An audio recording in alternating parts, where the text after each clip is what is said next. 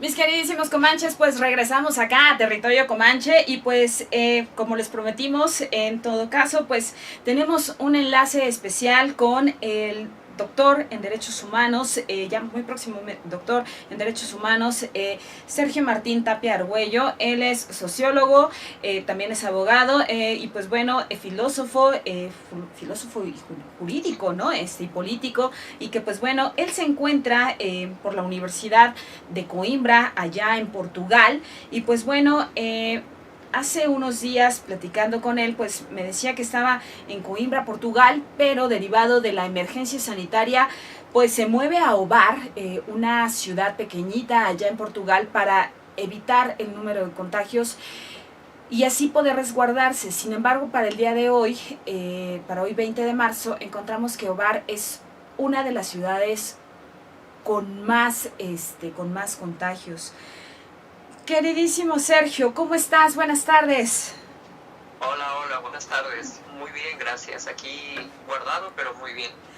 Ok, ¿en qué consistieron las medidas sanitarias allá en Portugal? Bueno, nosotros estamos en este momento en la ciudad, en algo que llaman estado de calamidad.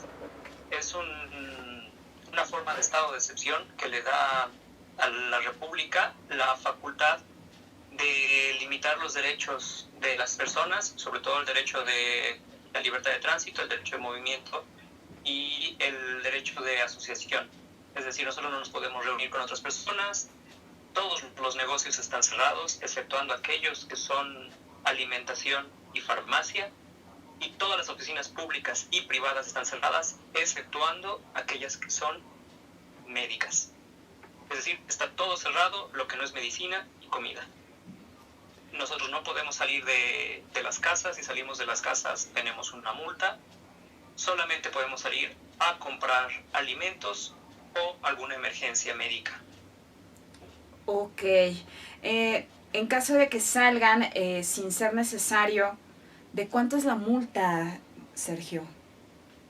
Mira, está abierto a la interpretación. Okay. La pena máxima que puedes llevar es 1 año de cárcel, pero las multas van de los 160 a los 80 euros más o menos. Okay. Sobre todo, sabes, tiene que ver con cómo es que saliste, por qué saliste y qué fue lo que hiciste. Pero la pena máxima es 1 año de cárcel. Ok, sí se lo están tomando con seriedad. Sí, sabes, como en todos sitios, siempre hay excepciones, pero honestamente sí es muy serio. También tiene que ver que la ciudad es pequeña, ¿no? Al ser una ciudad pequeña se tiene un control mucho más fácil, ¿no? O sea, hacer esto, por ejemplo, en Ciudad de México, a mí me parecería casi imposible si no es con la voluntad de las personas y las posibilidades de las personas de hacerlo. Sí, aparte hablamos de que el sistema económico europeo al de la Ciudad de México es completamente diferente, ¿no? Acá la mayor parte de la población pues viven también bajo condiciones de informalidad comercial en ese sentido, ¿no? Y pues acá si no sales a vender, pues no comes, ¿no? Y allá la diferencia Claro. es que pues el sistema económico los está respaldando también de parte del gobierno, ¿no? Sí, por supuesto es eso. Portugal es uno de los países, digámoslo así, que tienen un menor ingreso dentro de la Unión Europea, sobre todo de la zona euro, pero a pesar de ello existen políticas de redistribución y políticas de estado de bienestar muy claras, ¿no? O sea, todas las personas que tienen una cierta edad cuentan con un ingreso mínimo vital. Existen muchas cosas que se están haciendo. Las personas que tienen trabajo, por ejemplo, pero que no pueden ir a su trabajo en este momento, tienen que recibir un porcentaje de su sueldo. Es decir, sí hay algunas medidas que, pues vaya, son realmente muy difíciles de tener en México en este momento. Claro, ok, pues Sergio, tú te encuentras pues con tu familia, te encuentras solo. ¿Cómo son estas medidas en todo caso para aquellos que lamentablemente se encuentran en cuarentena, que bueno, tenemos que entrar en cuarentena todos, pero cuando tenemos un contagiado, que lo que nos han pedido es también a nosotros recuperarnos en casa? ¿Cómo son las cosas por allá? Bueno, mira, aquí algo que nos han dicho mucho es que tenemos que tener mucho cuidado con aquellas personas que son personas que en caso de contraer el virus puedan tener complicaciones, ¿no? En mi caso, yo estoy aquí con mi pareja y con su mamá, y su mamá es una persona que tiene diabetes, por ejemplo. Okay. Entonces, eso es un factor de riesgo, y ese factor de riesgo es para cuidarlo, ¿no? Es decir, nosotros estamos tratando de salir lo menos posible. En caso de que alguien salga por alguna situación, no se debe tener contacto con ella, cosas así. Claro, ok. Entonces se están cuidándolos más en todo caso, ¿no? Esta Sí. parte consideramos que es buena en el sentido de este, pues bien, llamarlo, ¿no? De este bienestar colectivo, porque si es tomarnos en serio esta parte. ¿Cómo ves el panorama en Europa? ¿Dónde ves mayores afectaciones? ¿En qué estrato? ¿En el estrato económico? ¿En el estrato social? Tú cuéntanos, tú que estás allá. Bueno, a mí me parece que son cosas que están muy desiguales de país a país. O sea, me parece a mí que Italia es por mucho el país que está más golpeado. Italia hoy sobrepasó el número de funciones que hubo en China. Entonces, y si tú tomas en consideración la población de Italia y la población de China, pues es un número elevadísimo. Así es. Y en ese sentido, creo que Italia ha sufrido mucho más que el resto de los países, pero también creo que va a haber otros países que van a sufrir económicamente mucho. O sea, a mí me parece que España, Portugal, Italia misma, va a tener muchos problemas económicos en el futuro inmediato, y que Francia, Alemania van a tener muchos problemas sociales. Sobre todo porque, vaya, nosotros tenemos, vaya, cuando hay una crisis así, las élites también siempre quieren jalar agua para su molino, ¿no? Siempre quieren ganar algo. Y eso es lo que está pasando, por ejemplo, ahora en Francia, que supongo ya en México se escuchan como grandes medidas que se están haciendo para salvar a la gente en Francia, pero realmente lo que se está haciendo es salvar a las empresas, asumiendo con esta idea de libre mercado que las empresas van a salvar a la gente, ¿no? Pero la experiencia dice que no va a ser así, y que cuando esto termine van a haber grandes problemas allá, pero vamos a ver todavía. Ok, ¿tuviste algún blindaje por parte de tu trabajo, en todo caso, o lo tienen? ¿Qué medidas tomaron? Acá en México, las medidas, por ejemplo, para las grandes empresas fue mandarlos a descansar, en todo caso, un mes sin goce de sueldo, y pues si no estabas de acuerdo, pues evidentemente firmada con la renuncia anticipada, y pues bueno, evidentemente cortándote el sistema de la seguridad social. ¿Cómo están las cosas? Bueno, acá las personas que tienen un trabajo con contrato, porque aquí también existe la informalidad, aunque es un número mucho menor, pero aquellas personas que tienen trabajo con contrato tienen por la ley derecho a recibir el 66% de su sueldo durante el periodo del estado de emergencia. El 66% del sueldo pues ayuda, ¿no? Es decir, ya no es mucho mejor que lo que nosotros tenemos. Pero también hay personas que viven al día. Y como viven al día, entonces se van a ver muy apretadas por esto. Hay rumores de que se va a tomar algunas medidas para que tanto los bancos como las empresas privadas de servicios no cobren durante este mes.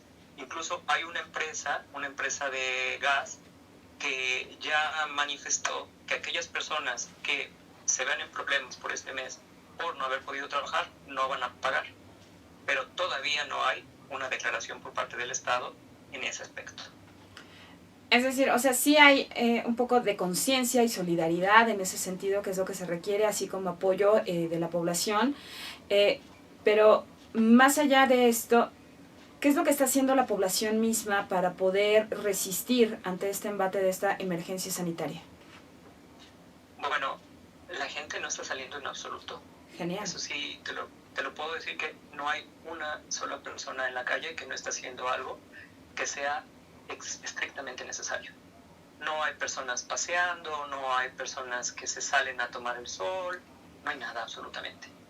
Pero a mí me parece que eso tiene que ver con el hecho de que esta ciudad en particular es la más golpeada del país.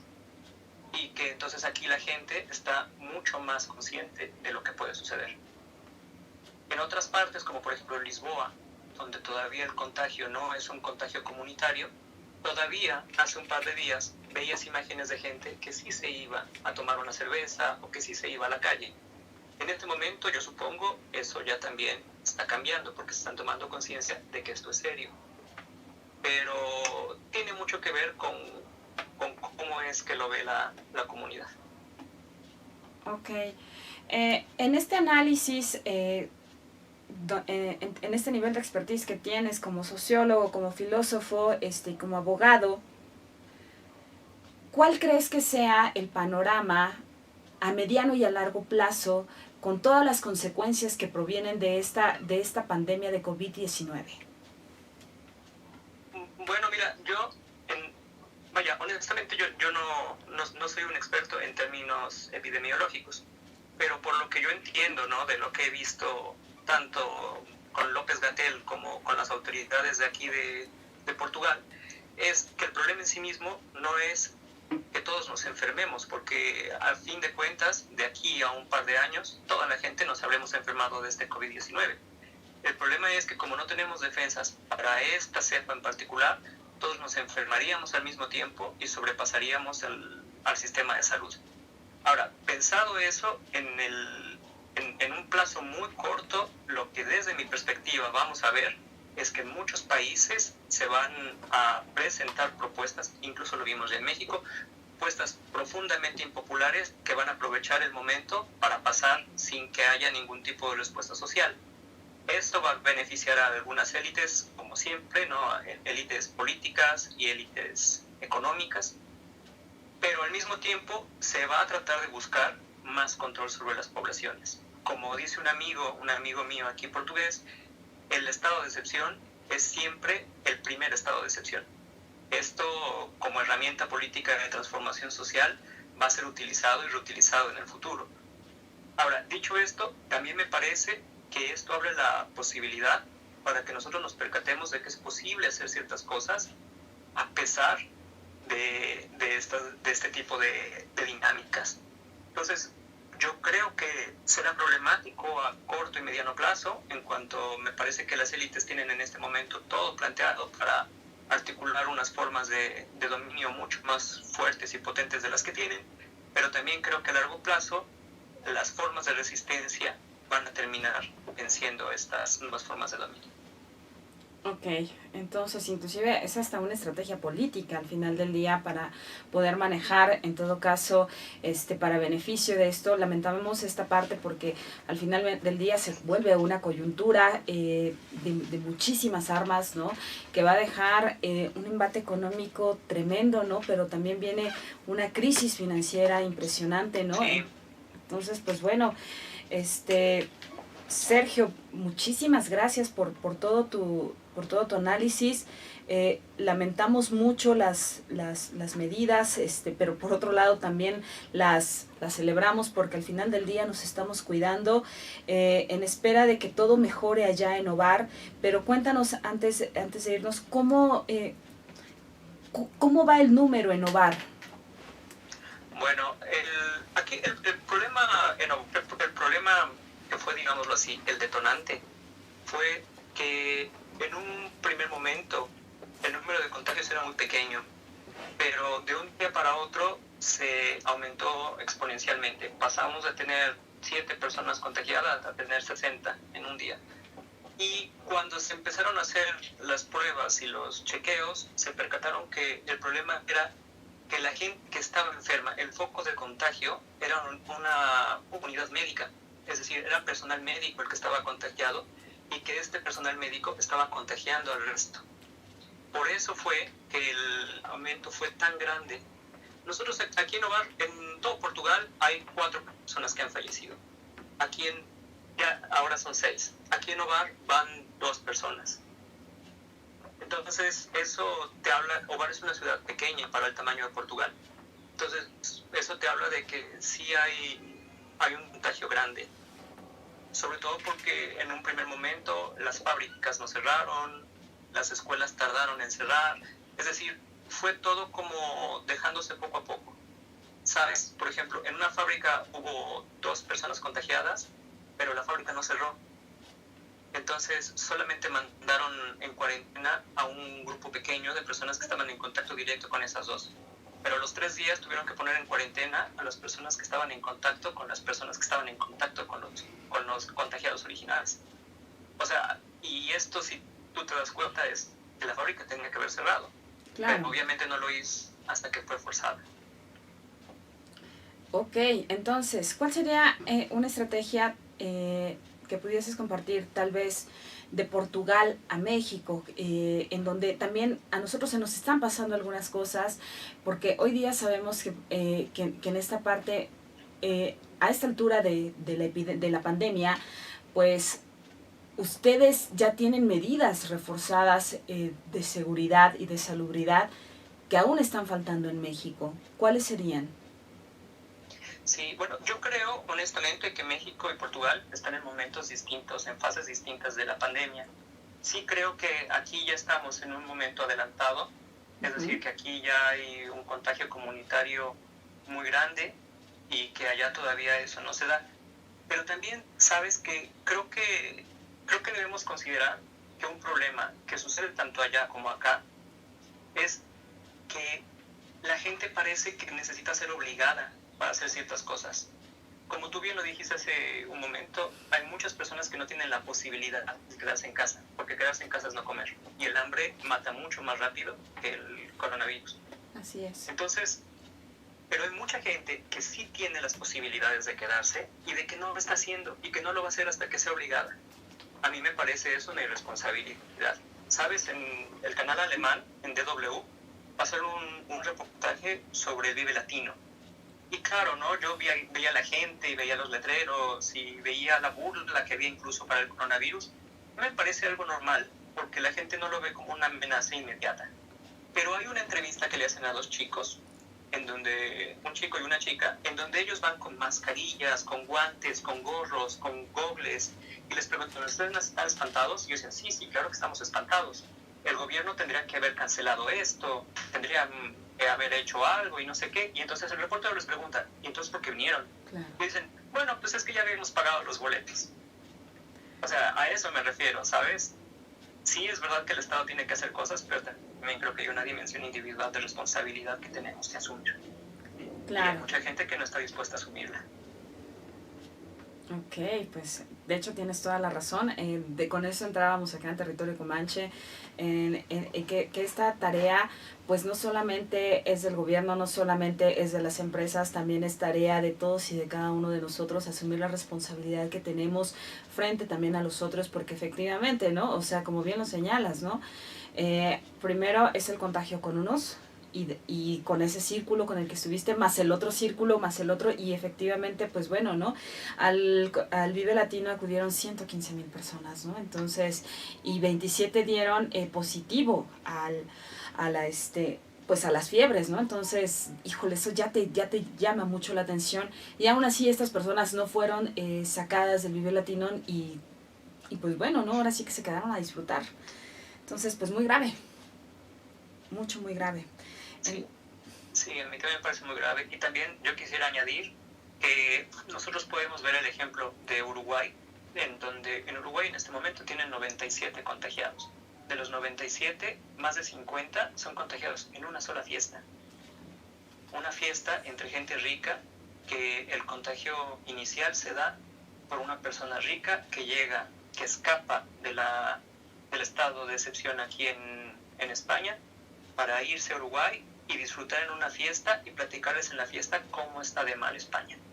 O sea, creo que sí hace falta una responsabilidad social, y una responsabilidad social de todos, sobre todo aquellos que tenemos privilegios sociales. La primera persona muerta en Brasil por el coronavirus es una mujer trabajadora doméstica que estaba obligada por sus patrones, que estaban en cuarentena por haber regresado de Italia y contagiados, a seguir trabajando en la casa. O sea, este tipo de cosas te habla de que sí es verdad que no todos pueden tener cuarentena, es verdad que, pero la gente que sí puede, tiene que hacerlo. Claro. Ok, wow, pues lamentamos esta parte. Sergio, te agradecemos mucho acá en Territorio Comanche. Cuídense mucho, protéjanse bien. Sabemos que estamos a 6 horas de distancia, que pues bueno, prácticamente allá en Ovar son las 9 de la noche, ¿no? Del día 20. Cuídense mucho, protéjanse bien. Coman muy bien, por favor, frutas y verduras, reforzar el sistema inmunológico es fundamental y como bien lo señalas, pues bueno, ser responsables, empezando con nosotros mismos, ¿no? Sí, sí, sí. ¿Algo que desees añadir? No, nada, muchas gracias y espero que esto no sea tan malo allá, ni a nivel de la epidemia, ni a nivel de la gran crisis económica que se viene después. Ok, pues bueno, muchísimas gracias por todo, y pues bueno, Territorio Comanche te abraza de manera solidaria hasta allá, ahora sí que con distancia social, ¿no? Evidente, y pues bueno, pues un abrazo virtual hasta Ovar, y pues saludos hasta Portugal. Muchísimas gracias por tomarnos la llamada. Muchísimas gracias a ustedes, nos vemos. Nos vemos, que estés muy bien, Sof. Chao. Chao. Pues bueno, en un momento más regresamos acá a Territorio Comanche. Y pues bueno, no se vayan mis queridísimos comanches. Venga.